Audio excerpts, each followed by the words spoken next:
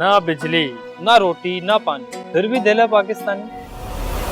हमारा America settle हो जाना हम सबके मुस्तकबिल के लिए बहुत जरूरी है। कौन सा ऐसा मुस्तकबिल है जो यहाँ नहीं बन सकता? हम में ऐसी कौन सी बात है कि कोई हमसे इंस्पायर हो। मैंने ये खूबसूरत जन्नत पाकिस्तान इन आंखों से बनते देखी। तो दादा इस आजादी ने हमें क्या दे दिया? भाई यहाँ है क्या पाकिस्तान में? यहाँ हाल नहीं है, आप मुस्तकबिल की बात करें। मेरे कायल मेरे मोहसिन तुझे लाखों सलाम।